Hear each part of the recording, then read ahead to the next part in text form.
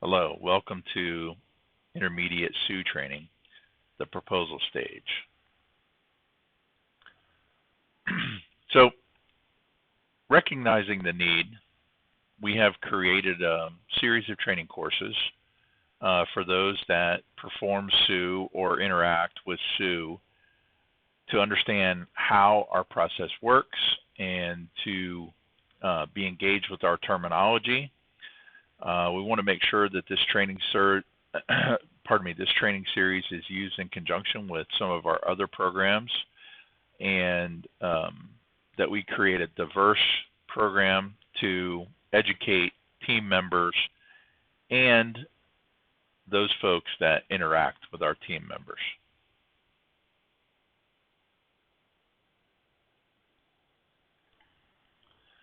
So in this part, we're going to talk about Module 1, proposal scoping, and the actual proposal itself.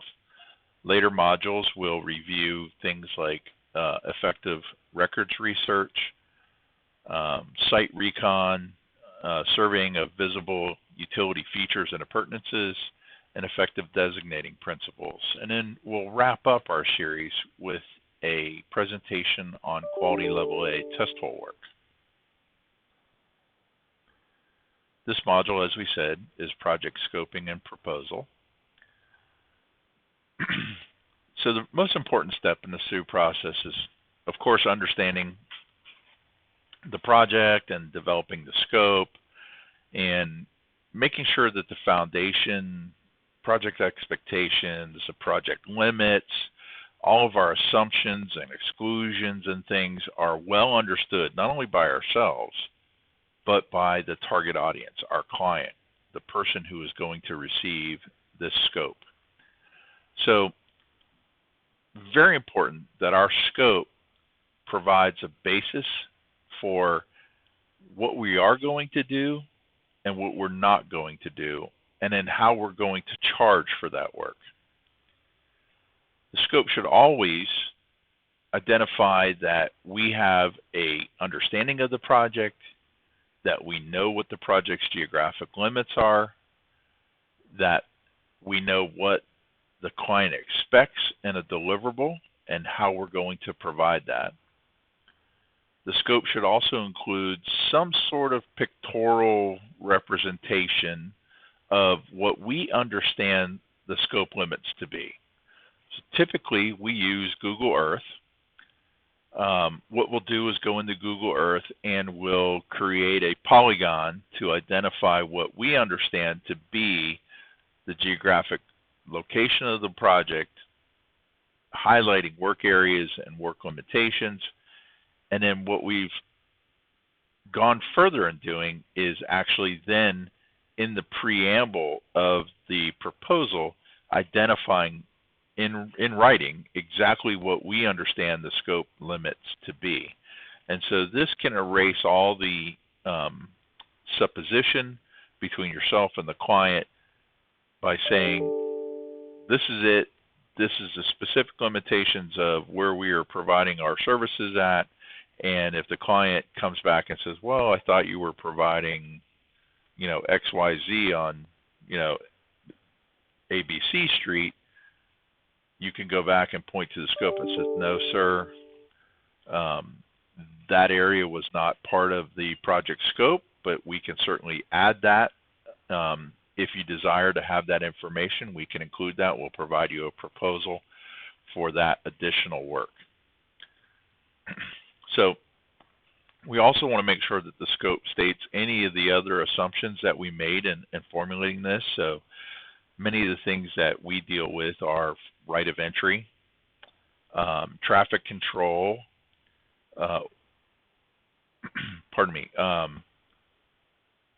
hour limitations of work. Some places, some entities have locations where they say you can only work between the hours of 9 and 3. For instance, we do some of our work on campus locations, be it college, high school, middle school, elementary school, and some of them have very specific limitations as to when we can access their site, and understandably. So, like in the instance of DISD, which is the Dallas Independent School District, working on an elementary campus, we have very specific limitations as to when we can be on that campus, and obviously that's to minimize interaction between, workers and students at the school.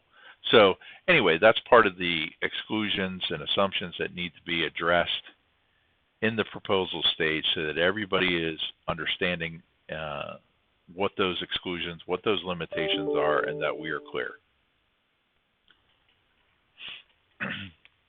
One of the other things that's very important is that we identify whether or not this project is being conducted in accordance with the ASCE 38 standard. So currently we're operating under the ASCE 3802 standard, but there is a new standard that has been written and it is currently in review, and that standard will become either the ASCE 38-20 or 38-21 whenever it actually hits publication. Obviously some of that has to do with the current COVID-19 situation. So at any rate, I'm on the task committee for the creation of the new scope and standard, and as part of the review committee writing the corollary for that standard, which includes our manual of practice for the industry. At any rate, we need to make a determination right up front whether or not this project that we are proposing on is going to adhere to the ASCE 38 standard or not.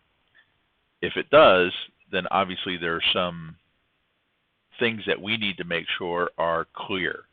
We need to identify what the quality levels are that we are performing on the job and identify how we're going to deliver that information. So the scope should specify all those parameters, whether we're delivering a paper format, we're delivering a electronic format, Civil 3D or MicroStation, so on.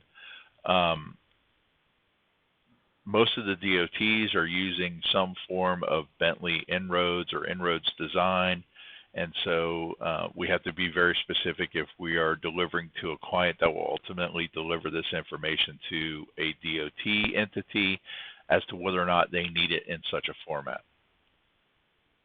The scope should then identify all of the project timeframes that we are making our assumptions on.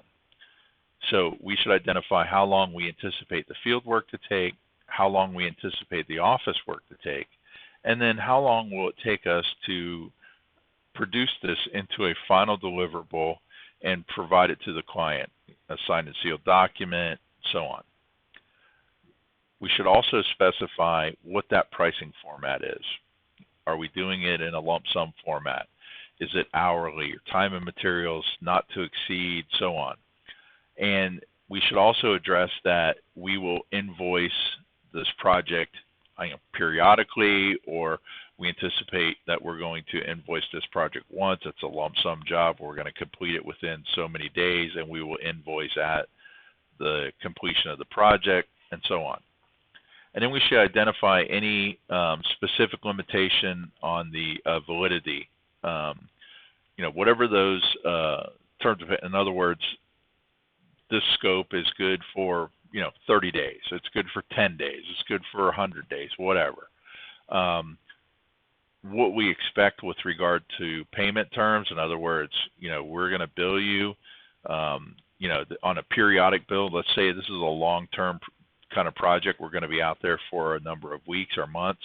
We're going to bill you periodically, and if we get to a point where we're not being paid, we need to say what the recourse might be. And most of this is included in our terms and conditions, but we also might point this out in the actual scope document itself.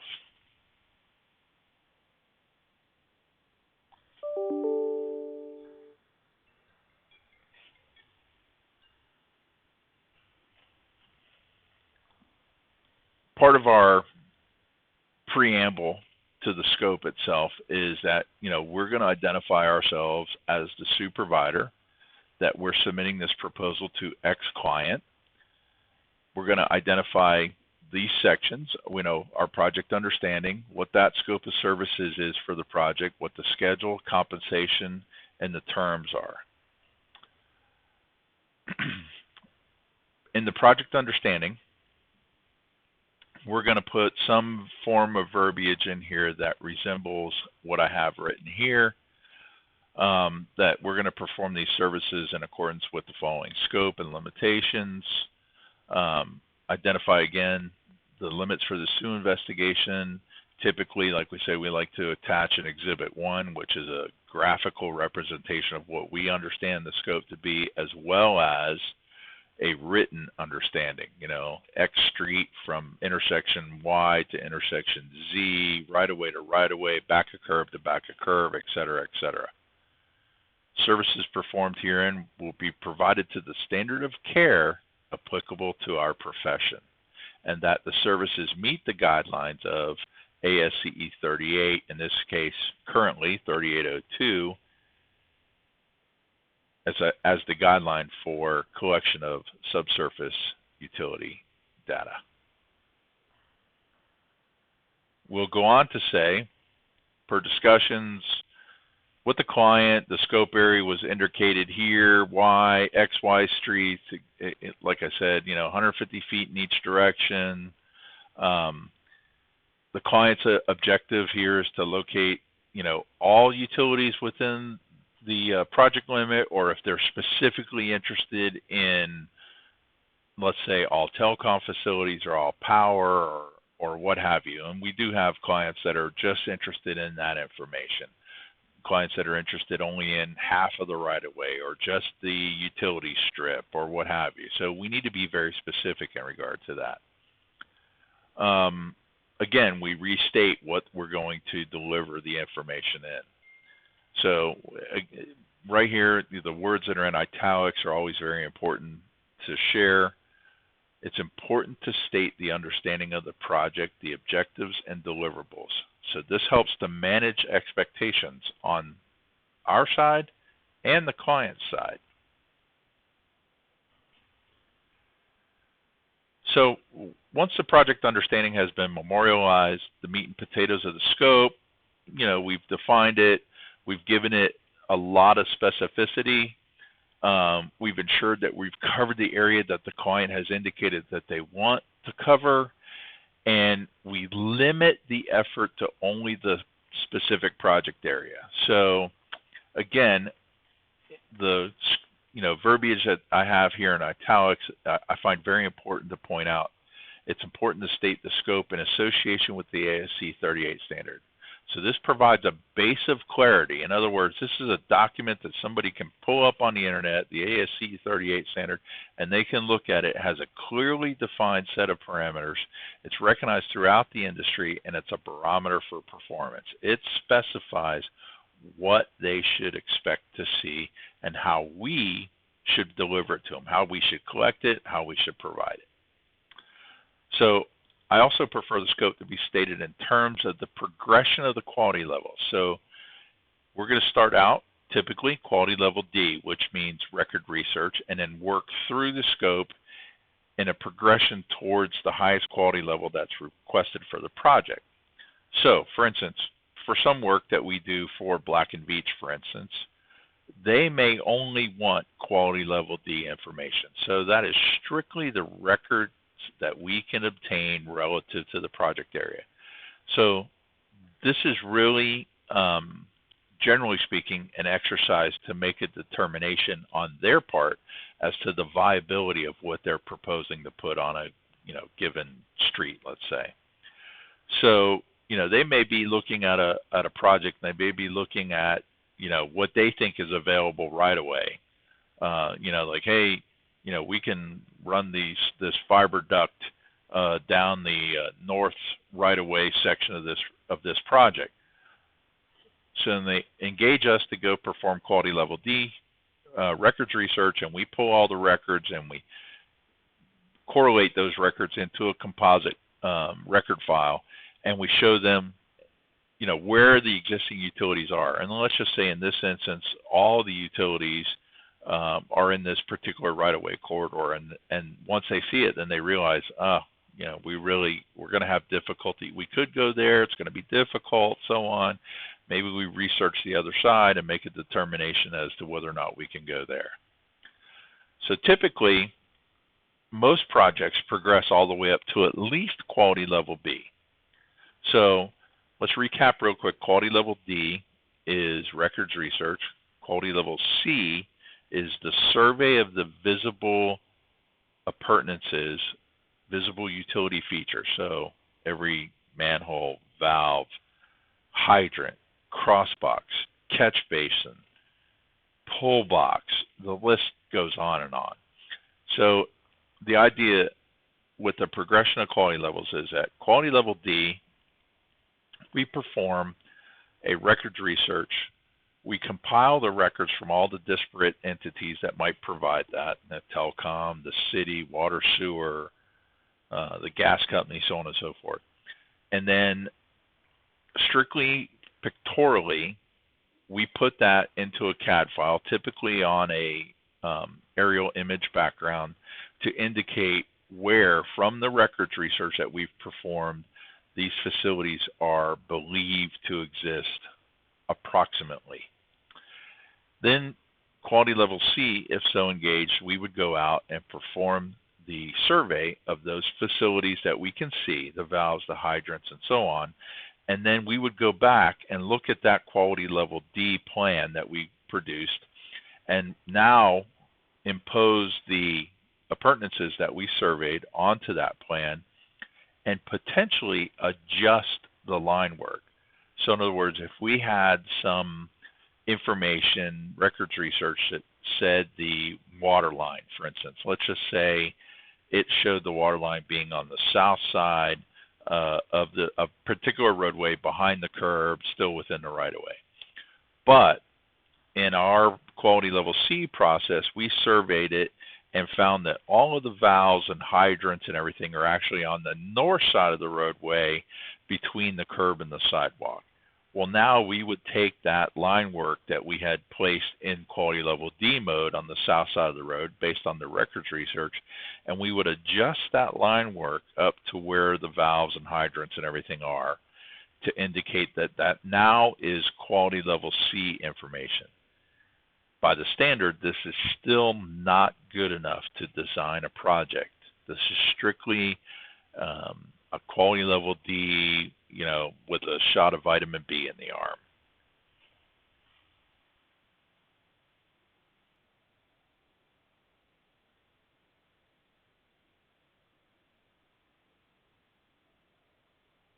So most projects will go at least through quality level B, and with many up to quality level A at a future date.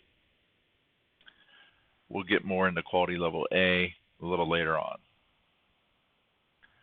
So real quick, let's talk about why it's so important to not only scope this, but identify that we are either adhering to ASCE 38 or not. It's going to be really important in the upper quality levels, in quality level B and quality level A in particular, but here's why.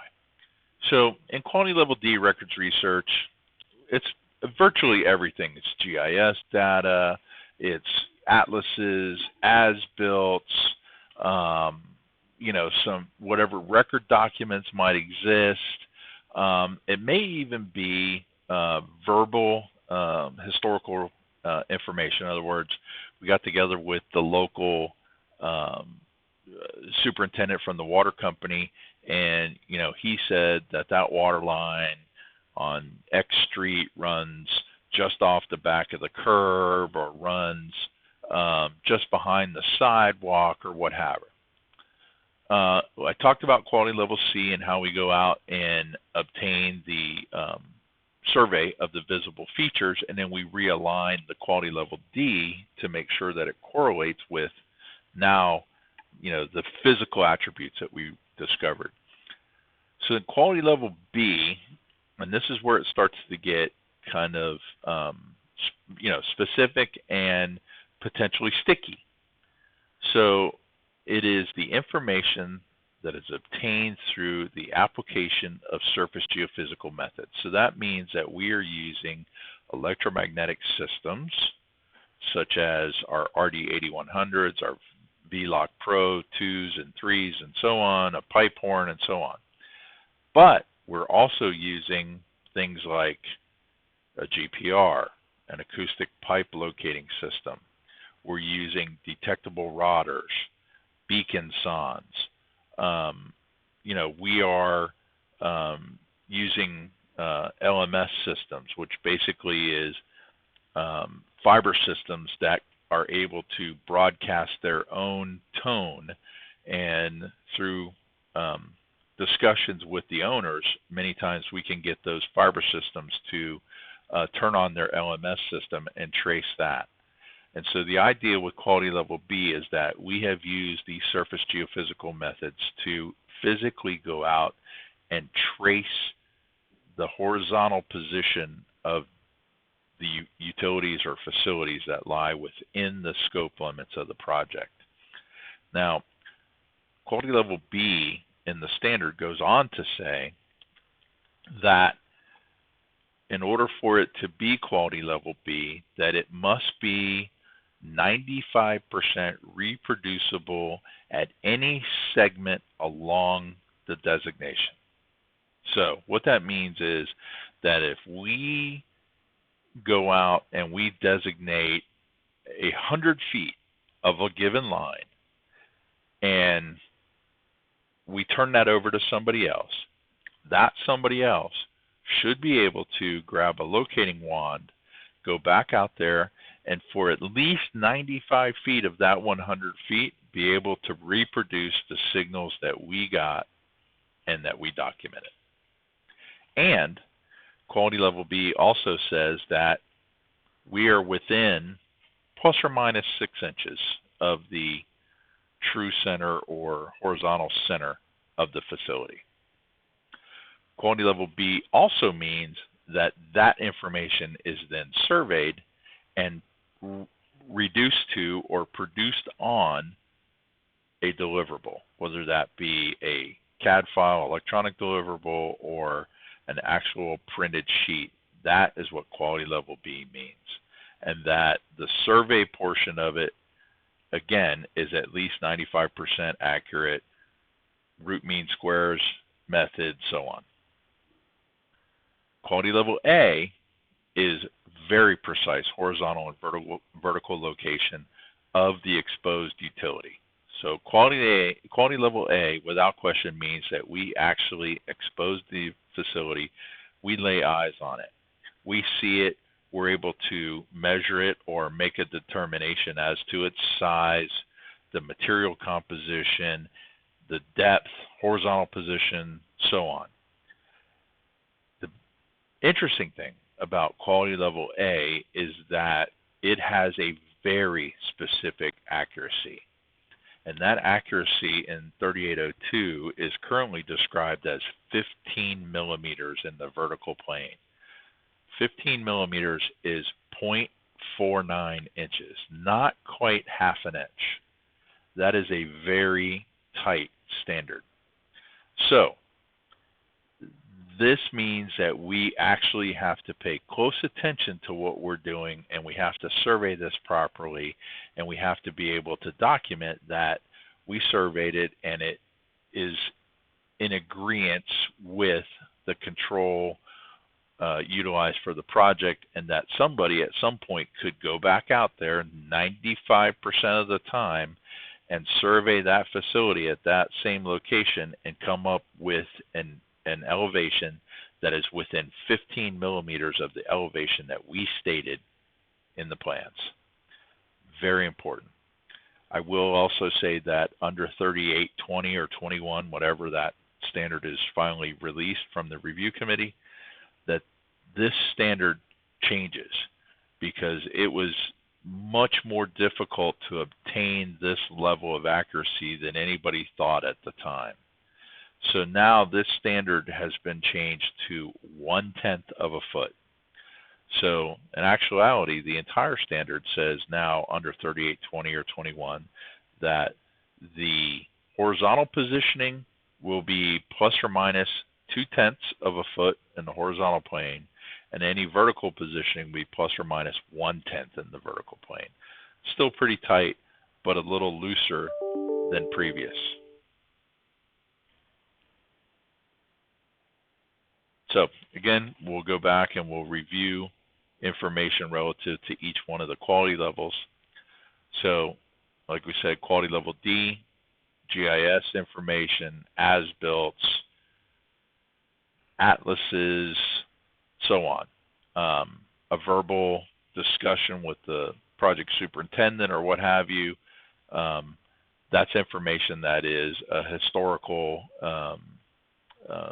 analysis of the location of the facility, and then also information about the operational status, whether or not those are active lines or deactive or so on. So utility record data, like I said, it's all compiled. So if we got records from the water company, 2 or 3 different telecom companies, the power company, the gas company, so on and so forth, obviously they're not all correlating their records together. That's up to us to correlate them together. So we receive that information from those various entities. We sit down, we analyze it, we create a composite CAD file on an aerial backdrop that approximates where we believe these utilities to exist. And that's how you come up with quality level D. We add the gas line, we add the water main, the sewer, the telecom, all the other stuff that we have identified and received records for. We add that to this composite file and make one file that now somebody can look at and make some level of educated decision. Yeah, there's a lot of utilities out here. Now, we need to go to the next steps. Quality level C is now going out there and obtaining that very accurate horizontal position of those visible surface features. Okay, we create essentially a utility topo plan. We have some ground control, obviously project control, some elevation control for the job, and now we certify we survey the surface appurtenances of all the existing utilities out here, the things that we can see, things that we can identify, and we also reduce those onto a CAD deliverable. And those facilities are listed here: manholes, inlets, catch basins. I mean, anything that's associated with underground utilities, switchgear, cross boxes, handholds, light poles, backflow preventers. I mean, the list is significant, and this list certainly doesn't cover it all. We then take this information, as I said, we take it back to that same CAD file, that QLD composite that we created, and now we drop those points in there, identified as to what they are, whether they're hydrants or meters or blah, blah, blah. We put that information in there, and then we make some very educated decisions as to whether or not we can change the alignment of the quality level D information, because now we actually went out and surveyed where these appurtenances are, and does it make sense that the water main is shown on the right side of the road, and is it close enough in proximity to where it should be based on the valves and the hydrants, and we showed this fiber line from records, and is it close enough based on the idea that we surveyed in the pole boxes and a cross box and an amplifier station and so on, and it roughly aligns with that. That's how we produce a quality level C deliverable. Then we move into quality level B. So quality level B, the actual definition says designating, to indicate by marking with paint the presence and approximate horizontal location of subsurface utilities using a geophysical prospecting technique that includes electromagnetics, sonics, GPR, and acoustical. So we provide this information as part of the scope. We're telling them that we're going to do this quality level B, utility designating and marking for the limits of the project area. We also go through our scope and we state that we're going to make the decision as to what are the best pieces of equipment or the proper pieces of equipment to utilize for obtaining this information. So we decide which equipment, which personnel, and which supplies are necessary in order to make this a deliverable that we can stand behind.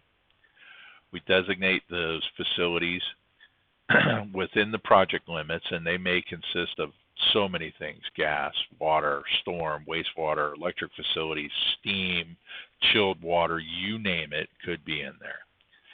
One of the most important things that we utilize is what we call a PLT, a point of logical termination.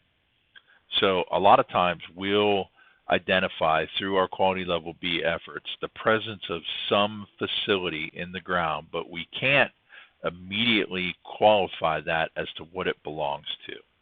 Sometimes we identify these through doing two-man sweeps or doing passive or active frequency sweeps. We're using radio mode or power mode or harmonics to make a determination as to the presence, if you will, the existence of a utility, and we may not know what that is. It's then at that point that we now start tracing these utilities to this PLT, a point of logical termination, to where we can make some level of identification as to what the ownership is and what type of facility it is. So let's say, hypothetically, we find through a passive search, we find the presence of a utility. So now we keep tracing that utility, and we might now go out in an active mode. We'll set a transmitter on it and try and chase this utility down. And as we do, we may extend out beyond the limits of the actual project scope. But to us, that is important for us to be able to then identify what that facility is and who may own it. We don't always get to do that, but the idea is that we're going to try. So we'll trace it out, and let's say we're at 100 foot or so outside of the project limits, and we come to a point where this facility that we identified now came directly to a pole box or to a cross box or to a light pole or what have you. And now we're going to do some, deductive reasoning, if you will, some confirmation to say that that facility is, a power line, it is a telephone line, it's a fiber, it's a whatever, and that we believe the owner to be whomever, XYZ. We may then also use not only EM sweeps, one-man and two-man active and passive sweeps, but GPR scans where it works. If GPR doesn't work everywhere, and I caution anybody and everybody that thinks GPR is a magic bullet, it is not. There are many places where GPR works wonderfully, and there are many places where it don't work worth a darn. So I will give you, for instance, here in Texas, because we have expansive clay soils here in Texas, GPR, generally speaking, has a resolution return of 1 foot to maybe 2 feet. We may get the rare instance where we get 3 feet of resolution return or penetration, but that's it.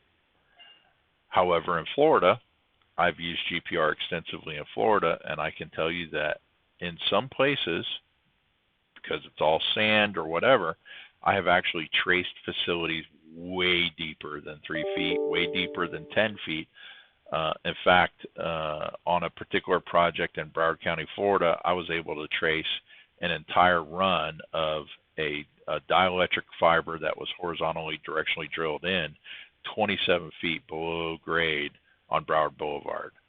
That was rare, but because of the type of soils that exist in Florida, GPR is, typically speaking, very effective. Other places, not so much. In the Carolinas and in Georgia, GPR, generally speaking, does very well. However, there are places in the Carolinas where they have the type of soil which is known as the Piedmont. GPR becomes very ineffective in the Piedmont. GPR is incredibly effective in a lot of places in the Northeast, particularly in New Hampshire and Maine. Believe it or not, in the Granite States, GPR works very well. GPR does not work so well in the center of the country, Texas, Oklahoma, Colorado, all that area, Arizona, difficult to get GPR to work well. But then in California, Oregon, and Washington State, works incredibly well. So has everything to do with soil type and soil conductivity, and then some has to do with interpretation. But anyway, GPR, we're going to use it, but it's not a magic bullet. Through all this, we're going to spray paint the ground to indicate the horizontal position of the utilities, and then we're going to come back and we're going to survey those facilities, and we're going to take that composite CAD file that had the quality level D information that we resolved a little bit with quality level C survey information, and now we're going to compare it to the actual survey of the horizontal positions of stuff that we identified with geophysical techniques, and we're going to see what needs to be reviewed and adjusted and so on. One thing I want to point out that's very important: surveying 811 or one call marks is not quality level B. I'm going to say that again. Putting in a proposal that you're going to go out and survey the 811 marks and call it quality level B is not acceptable. That is not quality level B. ASCE 38 states very specifically that the surveying of 811 marks can only be qualified as quality level D information. Make that very clear. Commit that to memory. 811 marks, even if they're surveyed, can never be better than quality level D. So let's move on to quality level A test holes. Quality level A is, the accurate horizontal and vertical position of utilities, and we talked about this a little earlier. I won't belabor the points here, but the idea is that we use non-destructive vacuum excavation, whether it be air facilitated or water hydro facilitated.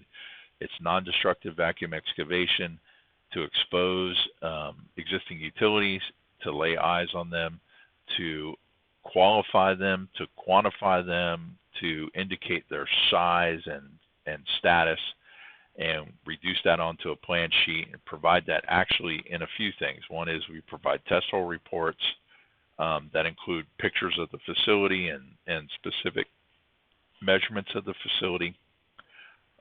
Includes our survey shots of the elevation of the facility and so on. Typically, the test hole report is signed and sealed by the engineer. And then we also produce, if we did a number of test holes on a job, we'll produce a test hole sheet that indicates, test hole number and all the pertinent information relative to that test hole number: the northing, easting, elevation, surface elevation, the elevation of the facility, what type of facility it was, what the material composition of that facility was, and so on. And we'll produce that in a spreadsheet format that makes it easy for people to go back and correlate that to the project plans, where we would have a symbol that said, test hole number 1 or 100 or what have you. And then anyway, while we're out there on the site, after we've documented the subject facility, we'll survey it and so on, and then we're going to backfill it. And there's some interesting things about backfill.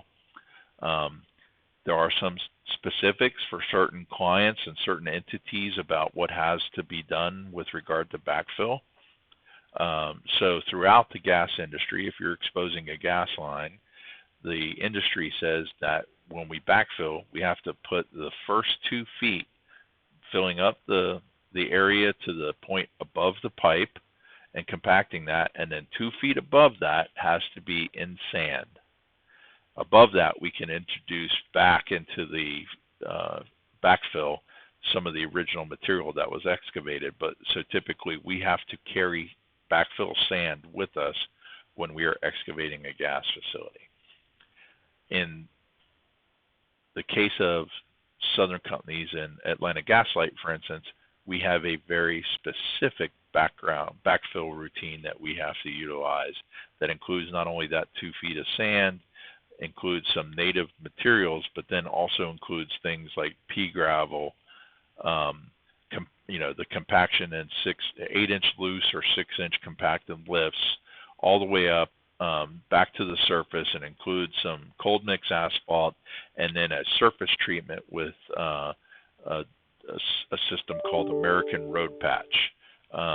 And this is what now has been determined is acceptable by Southern Companies and Atlanta Gaslight. So these test holes cost more than they have traditionally because of the level of work that has to be done in order to take care of those test holes. So we need to keep that in mind as well.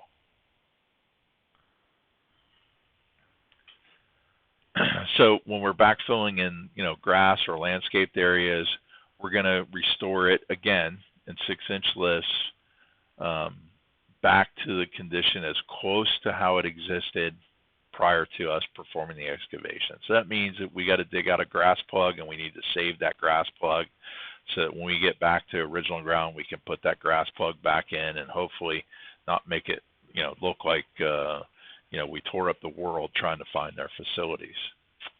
As I said, we'll backfill in paved areas with, a cold mix, and now we're going to use this American Road Patch as part of it to make sure that we don't have any sinking test holes.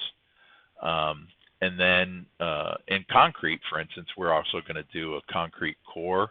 Whether we do it ourselves, we have the ability to do it ourselves. Not, we shouldn't be out there doing 100 of them. But if we had a job, we had 3, 4, or 5 to do, we could do those ourselves. Otherwise, we would contract it out to a company that specializes in coring concrete. Anyway, we'll do that in concrete. We retain the core that is removed. We perform our backfill, and then we set that core back in at the surface with a system called Utilibond. Very special grout type mixture that it has a high strength concrete. So we mix it up and basically set the core in it and set it back and level it out. And that's about all the time that we get, because in about 15 minutes, Utilibond starts setting up.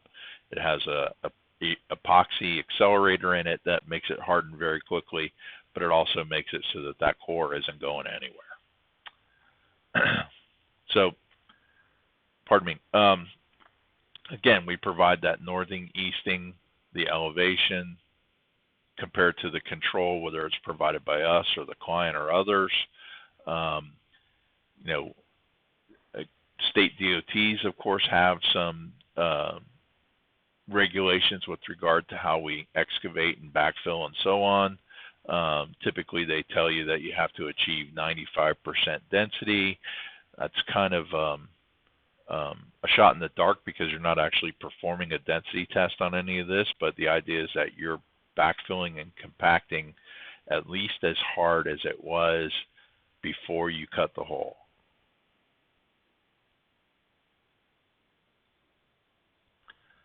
Now let's talk about deliverables. So deliverables, it's what we're going to turn over to the client at the end of the project. So, clarifying what that deliverable is probably one of the most, if not the most, effective way of managing that client expectation. So in a lot of cases, that deliverable is really the only interface between the client and the data that we collected. In other words, that client's not, a lot of times is never going to go out to the project site. They're not going to see it. They may see some aerials. They're going to get a lot of survey data. They're going to get the right-of-way topo and all the other stuff, and they're going to get our utility data and all this other stuff, and combine that into what they're looking at for design. But truthfully, these guys may never set foot on the actual project itself. So this deliverable that we provide them is likely the only window into what the utilities are on the project that these guys will ever see. So it's really important to specify exactly what they're wanting, to understand what they want, and to specify what we're giving them so that they can put together that vision, so to speak, of the project and satisfy themselves. So this ends Intermediate SUE Training Module number 1. I hope you gained some knowledge out of this. If you have any questions, please contact me. I'm happy to help, happy to answer any questions that you might have, and happy to assist you in getting your proposals correct. So anyway, thank you for paying attention. Call me if you need anything. This is the end of our session.